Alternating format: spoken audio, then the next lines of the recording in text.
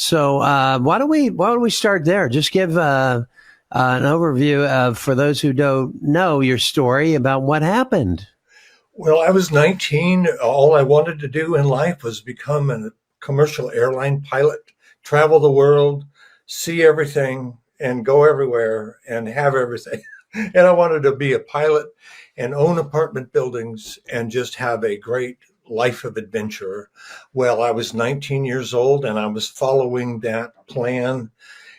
One day on takeoff, with three pilots in the cockpit out of the Hollywood Burbank Airport, which is where I grew up, we took off and we got about 100 feet off the ground on a beautiful day, and something went horribly wrong.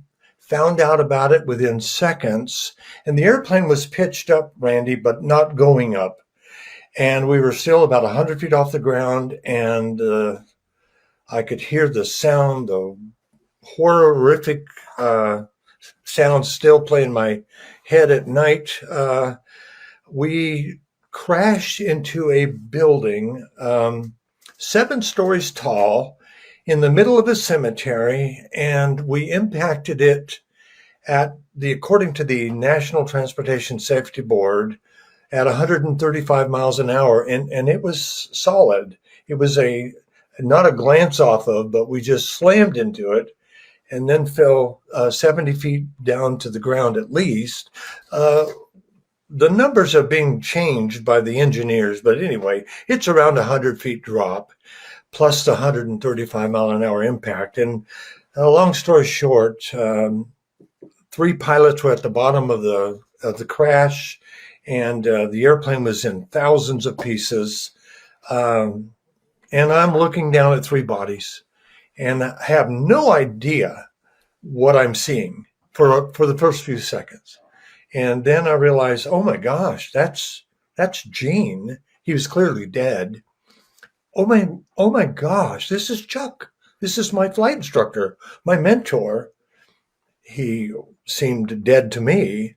And then right below me was a body that I couldn't help but recognize as myself. I could see my shoes, my pants. Then I remembered, oh my gosh, we had just taken off from the Hollywood Burbank Airport. And here I was hovering above the crash scene, 15, 20 feet above it, having no idea why I'm looking and seeing all this. And I think this is what happens to people when they die. I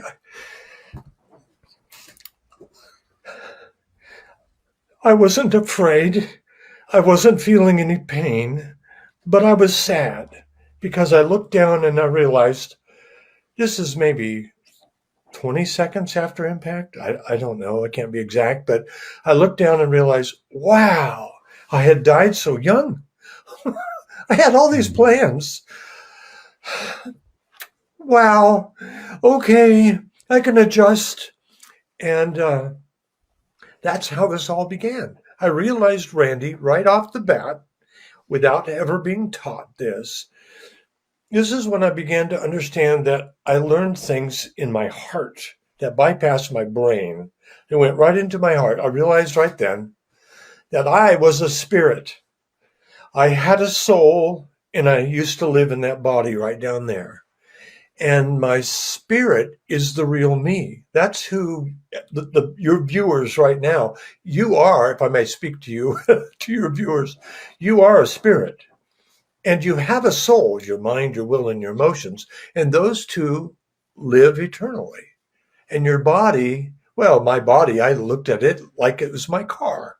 It used to take me where I wanted to go and when I wanted to go there. But that's not who I am. Who I am is my spirit, and God made us in that triune being. And I realized, oh my goodness gracious, at 19 years old, my entire life I had it backwards. Flipped upside down, inside out. Nothing I had learned was really completely truthful.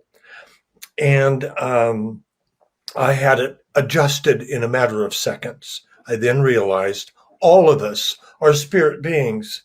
You don't have to believe in Jesus or God to be a spirit being. You were created that way.